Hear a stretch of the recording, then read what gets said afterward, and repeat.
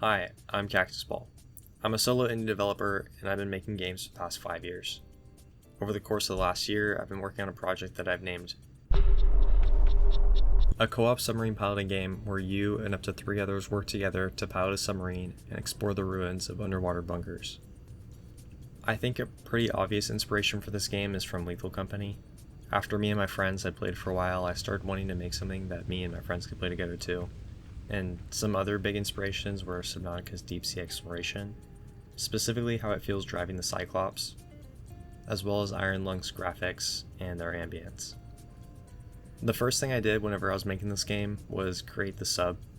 At first, it was just a huge cylinder with a bridge and an engine room, and after making the basic scene, I started working on trying to implement multiplayer, which was not nearly as easy as I thought it was going to be. It took me months before I started working on anything else just because of how confusing it was going from making solo games to multiplayer ones. But eventually I started to get the hang of it. After making the ship, I realized just how big the scope of the game was, and that I needed to make sure that I had everything drawn out before I continued.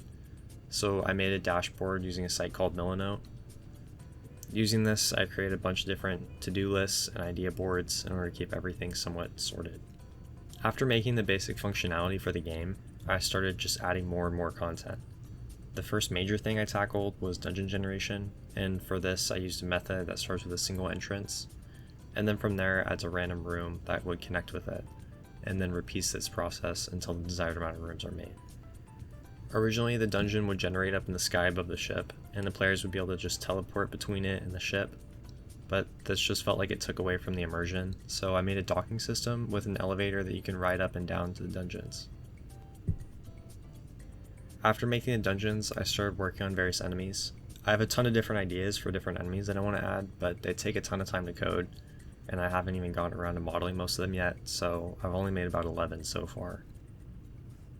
I wanted each one to be completely different from the others, so I've had to basically start from scratch for all of them, which has costed me a significant amount of time, especially with each one having to sync between the different players. The ship has also seen a lot of improvements since the original design. Beforehand, the ship was extremely open, with large rooms and high ceilings, but the redesign focused on making it feel much more claustrophobic. Each room has a specific purpose, and the added distance between them makes it much more tactical in the ways that players communicate. Overall, I'm very happy with how the systems and layouts are turning out. I think I have the core mechanics of something that can turn out to be a pretty fun game. I'm very excited for the future of the game. So far, everything that I've been working on has been completely new to me, and it's slowed down my progress significantly. As I progress through though, implementing new things has been getting easier, faster, and just overall better. The most major thing I had planned is a complete overhaul of the visuals, or I guess more like making them in the first place. While I am proud of how some things look, like the inside of the ship, I think if I spent more time learning how to properly texture and model, I can make the whole game look way better and more consistent.